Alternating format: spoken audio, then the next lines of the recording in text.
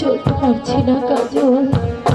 কি করবে রেখা, এটা যে আমাদের ভাগ্যের পরিহাস। নইলে তুমি রাজকন্যা হয়ে আজ বনে বনে ঘুরবে কেন রেখা? বন্ধু বলো কি বলবে রেখা? 7 দিনে